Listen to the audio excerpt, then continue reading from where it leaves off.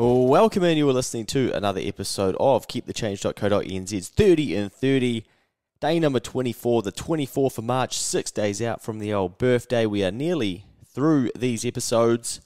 Now, it is the 16th of March when I'm recording this, so as I've said, I've been recording them in batches, and I'm just trying to stay ahead and keep up to dates that I do not fail on my goal to get one out every day, because I've got a very busy end to March coming up.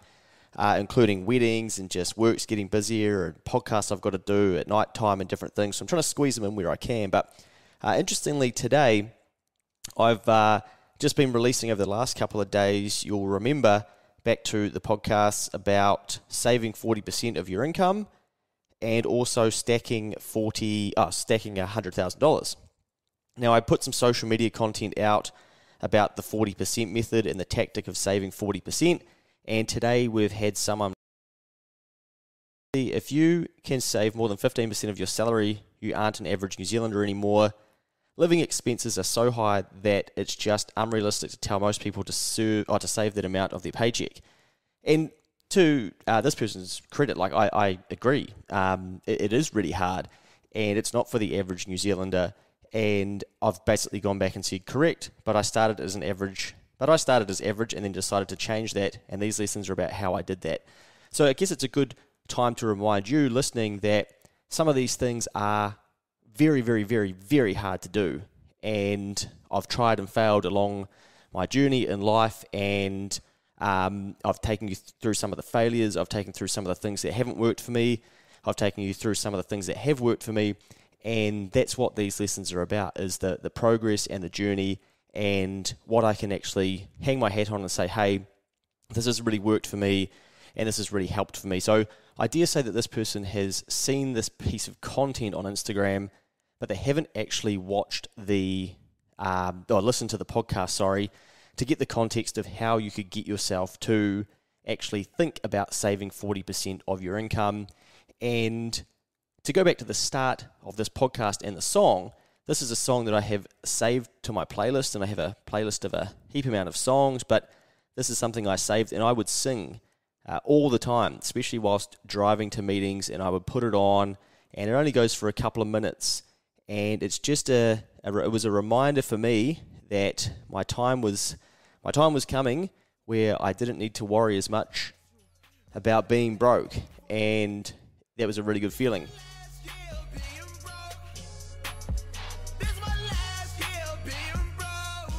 Don't even know how to pronounce the singer's name of this song, but it's called $1 a Day if you do want to look it up and chuck it in your playlist when you know that you're getting closer to breaking the back of some of those years that have been fucking tough and you want to leave them behind you. And I would crank that pretty loud in the car and sing it to myself. And I guess I've talked to you a few times along this journey around talking to myself, and I think when we grow up, we're sort of taught that if you talk to yourself, you're probably, to use the word, crazy and a psycho or something like that. But I've actually found that talking to myself is a really good way to get back in control of some of my thinking, and I do it when exercising and digging in to do a bit of extra work, and to make myself do things that I don't ordinarily want to do, and to sort of control my character. So if you were to think about yourself playing a PlayStation game, you're usually controlling a character, right? And you tell the character what to do with your controller.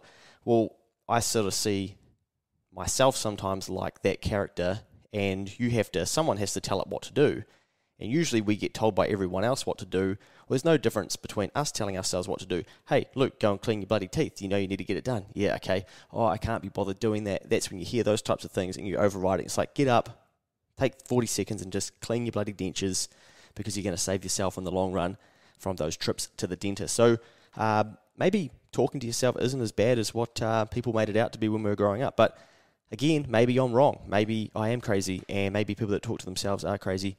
Who knows? But I think often these things are taken out of context, just as perhaps this person who has listened to the content around seen the story around the 40%. They're only a recent follower, and they probably haven't listened to the podcast to understand how we were thinking about adding on extra income and how we could do that, and thinking differently, and how the 10% saving tactic may not necessarily work. But of course, we are in a time where it is very hard to get ahead as such, because the cost of living and inflation is here, and you've heard me bang on about that time and time again. Now, to get into today's lesson is about the top tax bracket. Now, when I started working, when I started my business, there wasn't a 39% tax bracket. Now, the 39% tax bracket came in the 1st of April 2021. And what it meant or said is that anybody who earns over $180,000 of income will be taxed at 39% on their income above $180,000. As an example, if you earn $200,000, $20,000, so 200 grand minus 180 is going to be 20K, and that's going to be taxed at 39%. So you're not going to get taxed at 39% on your total income, just the income above 180,000. Now, when they introduced this, they thought that it was around 2% of the working population that this was going to impact. And some of you have probably heard the saying and can resonate with the sayings and content and kind of memes and stuff about being a 1%er. And for Phil and I, in our business, that is something that we sort of have as a bit of a mantra and a reminder to try and do the things that 99% of people won't and that 1% of people will. So I thought, well, here's a new goal for me. I should be targeting the 2% tax bracket, shouldn't I? And that top 2%. Now, interestingly, this assumption or data was sort of back from 2019. So now that we are nearly through the entire 2022 financial year, which is the first financial year whereby we've had the 39% tax bracket, the IRD have a heap more data because they collect data from businesses and employers every week or every 2 weeks, because they are filing payroll returns to say, hey, this is who we're paying and this is how much income they have. Now that they've got more data, they actually realise that they significantly undercooked it, just about by a third. And I think roughly they thought that around 80-odd thousand people would be earning over $180,000 and be getting taxed at 39%. But there's actually 44,000 more people than they expected to be in that top tax bracket. Now, if we go back to some of the earlier lessons and think about rich people and how they're assholes and those types of things, it's very easy for us not to worry about the top tax bracket because it's like, well, that's not going to impact me and who really cares and all those types of things. And they've got plenty of money, so fuck them, they can pay it, and we carry on. So you're not going to lose like a whole heap of voters, are you? Because you haven't got a huge percentage of the population sitting above 2%. But you'll remember the other day when I was talking about American content, and if you were to tell a lot of Americans that, especially successful Americans, that a high earner in New Zealand or the top tax bracket was 180,000, I'd imagine some people would probably laugh. But that is just the difference in scale between their country and our country. So the lesson I think there is just to look outside of our bubble and our own systems and our own groups that we work in at times to see what might be real or what might be possible out there. Because a lot of Americans will target $1 million incomes. In New Zealand, that would be very, very amazing to be able to achieve that and to have $1 million income, and you'd be in a very small percentage of the population, but it is very achievable in different industries, and there are people doing it. But we can kind of get lost because we can find out things like, okay, well, the tax bracket goes up to $70,000 and then it becomes 33%, and so then you kind of think, oh well, a 70 grand income must be a massive income. But all the while, of course, the governments and whatnot, they're printing more money, they're putting more money into supply, the dollar's getting devalued, it's becoming worth less, things are becoming more expensive, and so we need more money to be able to stay ahead and to be able to save and to be able to invest and to be able to store money and actually get ourselves ahead and keep up with the property prices and things like that. So, don't get caught in looking at tax brackets as kind of the ultimate targets for what a huge amount of income is, and then comparing yourself to to other people or to what statistics or data are in those, even though I was basically saying that that's kind of what I was chasing, trying to get into that top 2%. Really, it's a great way to then put a cap on yourself, because you should be chasing your potential. And I've taught you time and time again that money exchanges hands when value exceeds price. And what that means is that the more value you bring to the market, the more likely you are to get paid more. I saw a great post, and I'll probably do a keep the change on this, from an employer saying to his entire team, hey, we are looking for 3 people, roles A, B, and C. If you can help us find one of these people, we'll give you a $3,000 payment. Now, he was asking on LinkedIn, do you think this is a good idea? And when I looked at it, it was relatively fresh content, so it didn't have a whole heap of people commenting yet. And I just thought, I bet there's some people that won't like this. But when I did look at it, most people were sort of saying, yep, that's great. And what that is an example of how you can bring value to the person you work for or the environment you're in order to get rewarded further and to get paid something. So, I don't know, but there'd probably be people that work at that business, and they might have to work for 2 weeks to earn $3,000, or maybe even 3 weeks. I don't know. I don't really know enough about that business. But look at this. This CEO, this boss, the person that runs this business, they're saying, if you can find me person A, I will give you $3,000, because they are obviously desperate to hire person A, B, and C.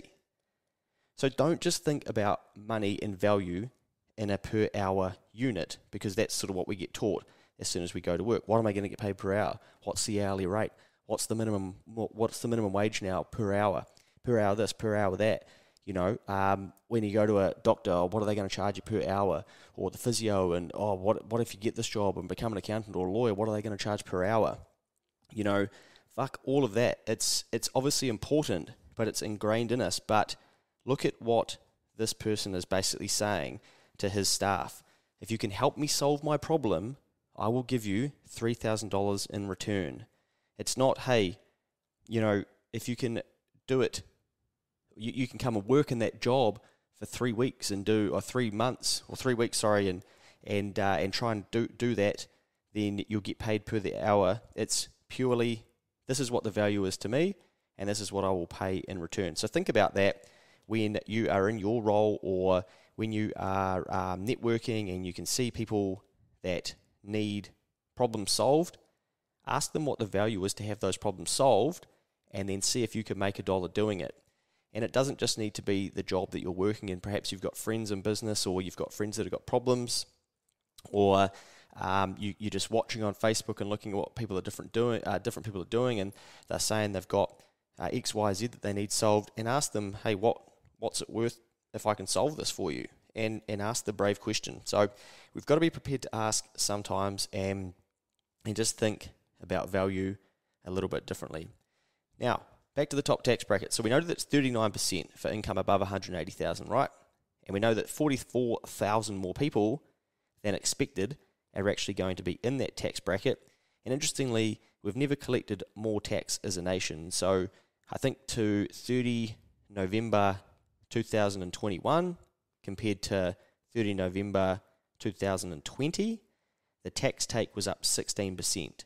Part of that will be because of this 39% tax rate, and also part of it will be because the 19-year to 20 might not have been as good, the 30 November 20 year might not have been good as the year following that, because of COVID and different lockdowns and people kind of freaking out and all the different things that sort of happened in that time, but also because the tax bracket was starting to creep as such, where people are asking to be paid more, and then they're sneaking into a higher tax bracket due to the cost of inflation and the cost of labour and all those different types of things. But anyway, there we go. There's some geeky stats for you if you're interested. Now, being an accountant, it is very interesting people's attitude as tax rates go up, because we probably don't want to pay more tax, do we? And some people would suggest that, well, that's what an accountant's job is to ensure that their clients are not paying tax. But let me assure you, it is very hard to remove tax from someone's life. There are definitely ways to minimize tax for business owners, but if you've listened to some of the earlier podcasts from Keep the Change, you'll know that the reason that we have tax deductible expenses is to encourage people to work in areas of the economy that the government can't service. And so that's why they sort of create incentives via making things tax deductible in order to encourage people to have a crack at them. And that means that, a business owner can claim their expenses for their car or for some meals or some travel, going to meetings, or maybe they're doing some continued professional development and they've got to do some learning courses. Those types of things become deductible expenses, and they're not necessarily deductible for someone on a PAYE salary. If I were in power, I would look to change that. I would look to change that for people that aren't in a business and that are in a PAYE role. I'd love to see people be able to pay for counselling and have some of that tax deductible, even if they're investing in themselves and educating themselves and upskilling themselves. I don't see why it should be different. But anyway, that is a rabbit hole, and plenty of people would disagree with me on that, and they have previously, but that's just kind of where I stand with that stuff. But that's sort of the advantage of being able to claim some of your expenses as a business. But there's no real ways to just, like, people, you'll read in the media like, oh, this person paid no tax and stuff, and some of that stuff does happen, but it is pretty rare. Most of our clients, for instance, will assess how much profit they have, and then they'll usually get that profit, and that will go under their own personal name, and they'll need to pay tax on it, and we'll work out what that tax is, and they'll pay it as they go. And everyone hates paying tax, and especially as they start becoming more successful. It's like, oh, for fuck's sake, how can we keep this down, and how can I pay less tax? But it's just like a never-ending combo of just one of those combos that's like, oh, fuck, do we have to have this combo again? Come on, what about the old saying, there's three things in life, fucking death and taxes and something else. I don't even know what the saying is, but, everyone's heard that shit, and it gets a bit boring, because what happens is you start to progress too, is you realize, why am I worried about paying more tax? Why am I not focused on doing the things that I can control? And if you're going to whinge on the phone for 20 minutes about paying tax, wouldn't you be better to pick up the phone and do 10 or 5 cold calls in that time and try and earn back the tax that you're about to lose? And that's obviously one way to look at it, but a lot of people get caught in the trap of thinking, okay, I'm going to spend $1 to save 39 cents in tax. And so we'll get clients and we'll get non-clients asking us like, oh, I might buy a bloody $100,000 vehicle. And we're like, okay, well, that's not going to decrease your tax. Like, oh, what? I thought I could write that off my tax. And you're like, oh, God, now I've got to explain depreciation and how a vehicle doesn't necessarily decrease your taxable income in the here and now, and it takes time because it depreciates, and that's what you claim as an expense, not the actual purchase of the vehicle. And they're like, oh, well, what if I bloody buy this or I buy that? And eventually they kind of run out of suggestions of what they might try and do. And there are obviously boundaries to the law, and our clients, we're very lucky, don't push those. But of course, there are always people out there who will try and take a system to its absolute boundaries and to its parameters and see what they can get away with. But there are very stringent rules in New Zealand, and you get in a lot of trouble if you're evading tax. So we try and encourage people to think about their mindset when it comes to their attitude towards tax, and I've then had to figure out how to do the same as well, because as I've started to earn more, you have come full circle, right? So you're basically going from having next to no income and not being able to afford to get to and from bloody Waiheke or go to any of those wineries, to then seeing some of your clients go on Christmas parties via a chopper to some of these wineries, and you're like, fuck, wow, that's pretty eye-opening. And you've got to then encourage yourself to think about, okay, how am I going to think about these long-term if you start doing well?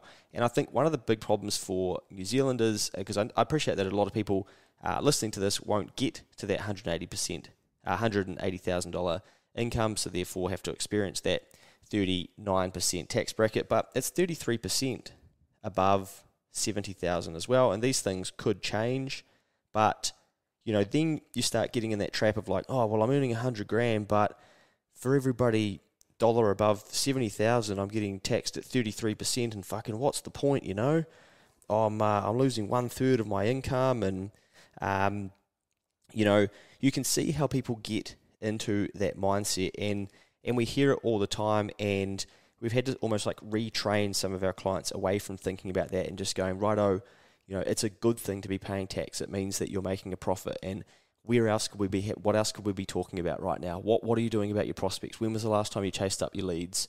What are you going to do with that money once you get it? Why are you in business? Why did you start with this? And remove some of the shit that starts getting planted in our heads because we're looking for this is just all against me and all these types of things. Now, two of the goals that I had, and I'll do a money mail about this. You'll see this one tomorrow, I think, which would be the 25th of March. I'm pretty sure I'll release it then, unless something comes up that I want to talk about in the meantime. But two of my goals. So one was to get into that top tax bracket and actually start paying 39% tax, because I thought, well, fuck, if only 2 in 100 people are doing that, then you must have to be pretty bloody good to get into that. So that looks like a really good challenge. I'd love that challenge. I'd love to figure out, what does it take? What do you have to take to the marketplace to be able to pay 39% tax and be able to contribute to the tax base at that sort of rate? And so I got excited by it and thought, fuck, that's what I'm chasing that now. And ultimately, I'll explain this in a second, actually, because I'll go on a tangent if I go down that path now. And then secondly, the other part of that is that I wanted to pay more tax than what my entire income was when I was working in my last role. So I thought that eventually I should be able to look at my MyIR and look at what tax I'm going to pay for the year and see that total tax bill for Luke Chemies is greater than what my income was when I was the 2016 or 2017 version of myself working in my job. Because then I would know, well, I've had a bloody good crack, haven't I?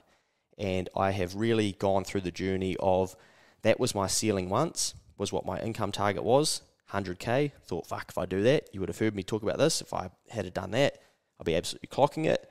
Then I walked away from it, and I thought, well, actually, why don't I try and figure out if I could pay more tax than that? And that was then the journey that I was going on. So I was giving myself, again, a bigger target, much like trying to save 100 grand from absolute, failed attempts in previous lives, and, well, not previous lives, previous years.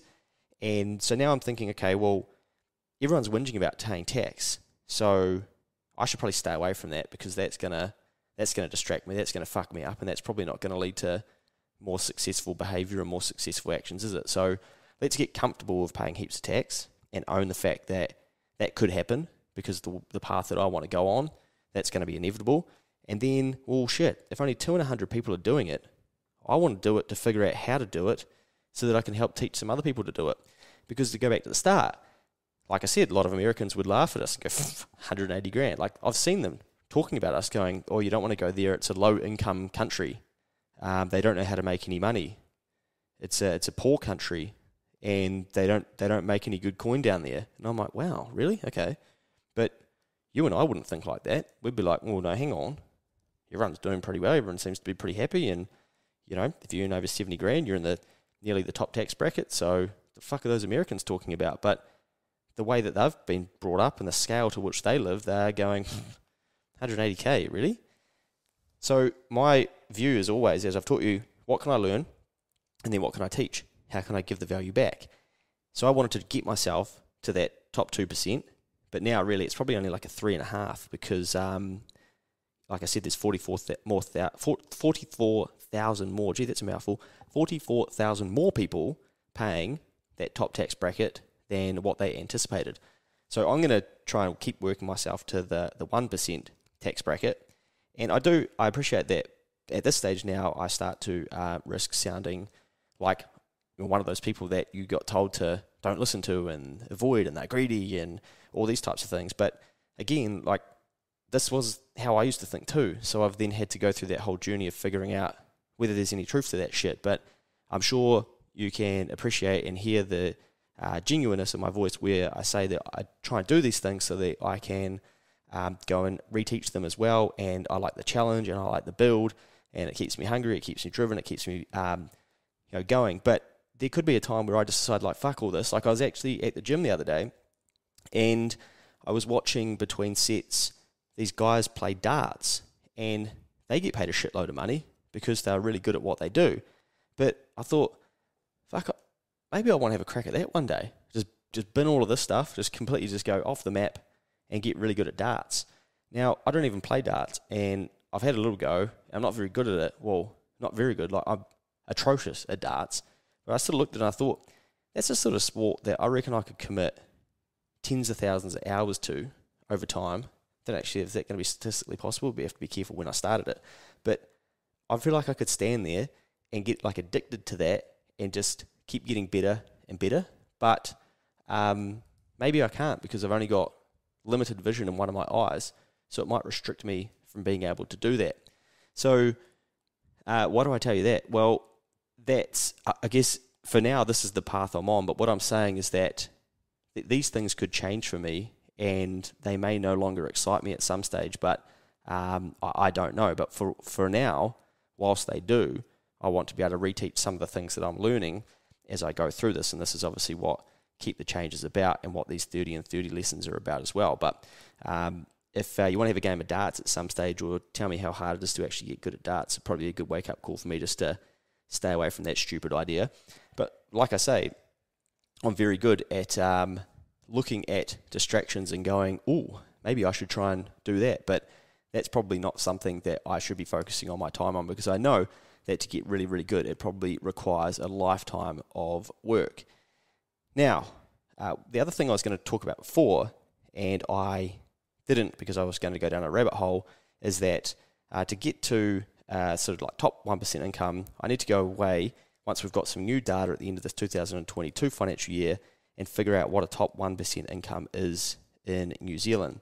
Now, I'd imagine it's probably above maybe 250,000. I don't know, but one of the things that I did, and I think I learnt this from Bob Proctor, maybe, and a talk that he did, is I carry around a card, and what that card has is it has a target on it of income, and I have a target of net worth, and then I have a target for my KiwiSaver / my retirement type assets. And at the bottom of it, it has a saying from Bob Proctor, and I feel like I'll get this wrong. No, I shouldn't have said that because it's probably going to make me get it wrong. I think what it says is that the money you earn is tied to your ability to do it and the number of people that can do it, something like that. So basically, the amount of money we can earn is tied to how good we are at something, and then the scarcity at which people can access it. So if we're really good at something, but so are a million people, well, you're probably not going to earn a whole heap of money there. So what it's basically teaching you is that if you want to earn a lot of money, which to become a 1%er or a 2%er or a 3%er or even like a 5%er, you've got to think about, okay, what are those people doing? And who are those people? And what is it that is the common theme? What Bob's basically telling us and teaching us without us having to go away and figure all that shit out is that if we want to be in those top percentages, then it's going to be tied to how well we can do something and how few people there are that can do that. So very, very simple, but you want to pull this card out every now and then and just jog your memory. Where are you going? What are you targeting? What are your goals? And I had heard him talk about this a few times, and I thought, I'll do that at some stage. I'll do it at some stage. And now, I finally, it was a long time ago now, finally did it, and I wrote it down, and it made me think about it, and then I put it in my wallet, and every now and then I pull it out. I haven't really showed anyone, and I actually showed my girlfriend at dinner the other day. I handed it to her. I was like, you ever seen that I've got this just random piece of card in my wallet? And she's not surprised anymore. She's like, mate, you're off the charts, mate. I just don't know what's wrong with you anymore.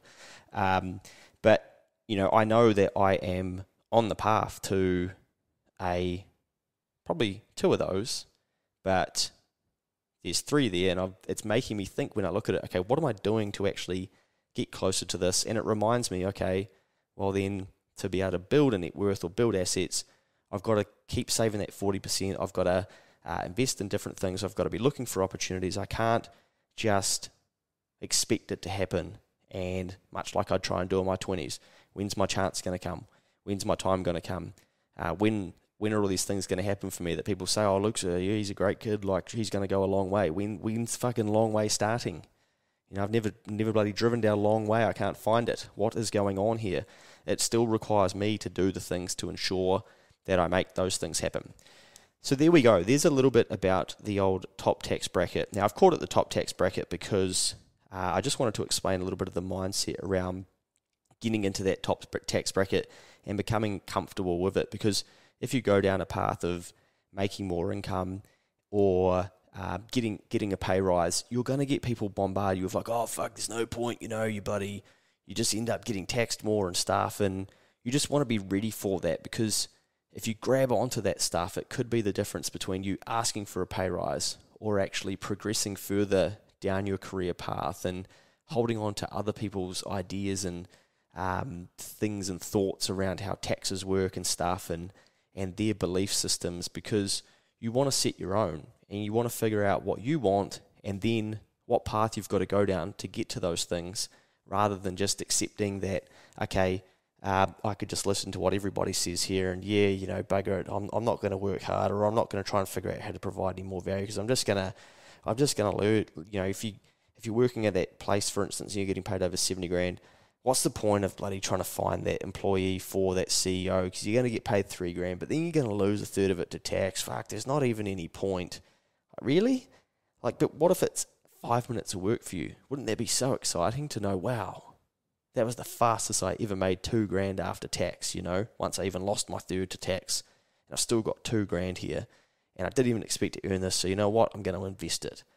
And I'm going to invest it for the long term, or I'm going to put it into my KiwiSaver, or I'm going to buy something that is going to reward me, or I'm going to do something really smart with this. And, it fires you up. But that's obviously for each to their own to figure out. And, that's not for me to tell you how that's going to work. I hope you have enjoyed that lesson.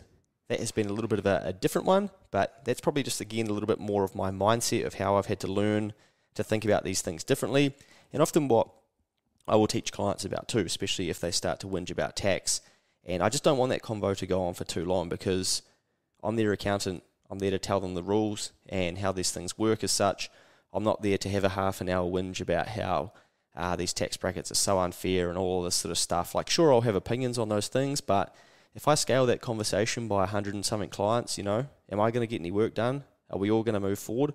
Or are we all just going to live below the line and blame, excuse, deny, and not actually want to get out there and add more value into the economy? Because that's what happens. The more you earn, it's derived by the value that you're putting into the economy, and therefore the consequence of that is that you've got to pay some tax as well. So we might as well suck it up and just get it done.